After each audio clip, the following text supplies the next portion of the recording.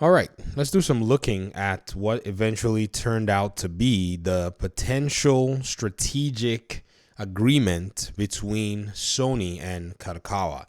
Now, again, this is, in my opinion, not surprising because there were reports that it didn't seem like Sony was positioned to go ahead and buy this company. Now, one thing about fanboying is it's a little annoying sometimes because I've already started seeing people saying that Sony is broke and all that stuff. We all know that Sony doesn't have Microsoft money to just scoop up, big entities.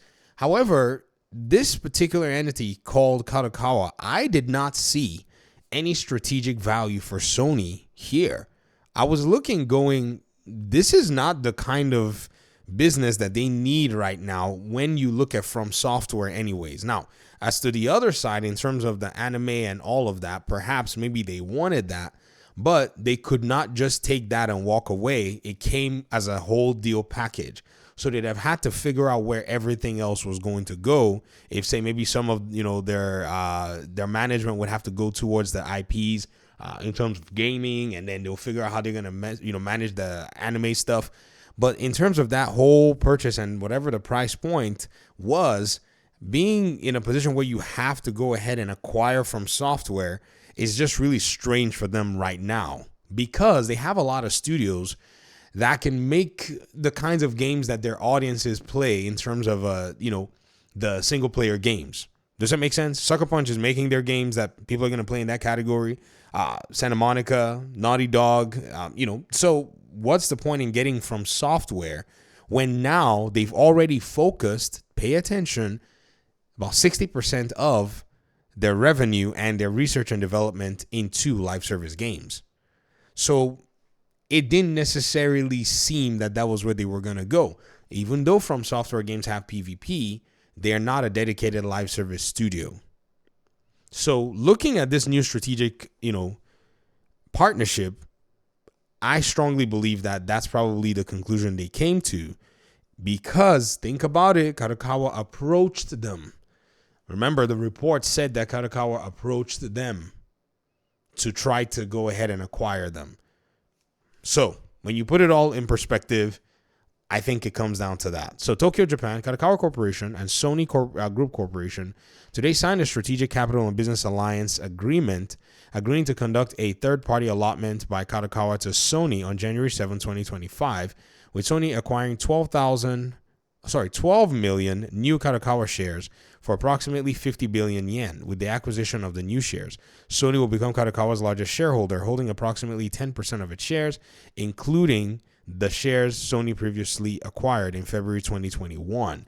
Kadokawa and Sony historically have collaborated on various projects, and through this capital and business alliance, intend to further strengthen our collaboration to maximize both companies' IP value globally and facilitate wider and deeper collaboration, such as potential joint investments in the content field, joint discovery of new creators, and joint promotion of further media mixes of both companies' IP in the future. The two companies plan to discuss specific initiatives for collaboration, such as initiatives to adopt Kadokawa's IP into live-action films and TVs and dramas globally, co-produce anime works, expand global distribution of Kadokawa's anime works. Through that, the Sony Group further expand publishing of Kadokawa games and develop human resources to promote and expand virtual production. So there's some gaming side here as well.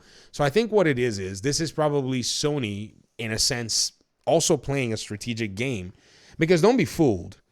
If they had the money, I think they'd scoop it up too. There's that side. Let's not, ignore that. But again, it doesn't necessarily fall in line with their right now targeted strategy. So what they're doing is they're putting one pinky toe into the door.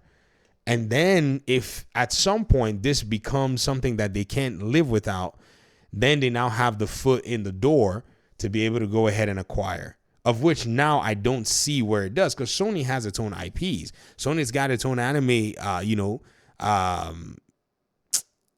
that should I say delivery or distribution system. Sony's got its own studios. Sony's, live service emphasis right now is where it's putting a lot of its money.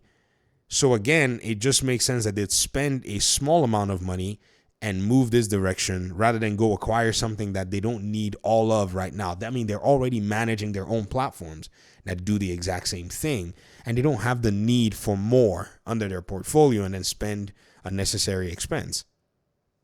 This is where Sony's, in my opinion, this is where Sony's biggest strength lies right now, is that it already has these things in place. And all it needs to do is basically channel it according to the market. And I think it's very interesting how you're going to see Sony basically position itself in gaming and in entertainment and stuff. I don't follow a lot of Sony entertainment. Now, in movies, they're getting hammered. I'm not going to lie. Like, you know, I've seen a lot of the reactions from the Craven movie.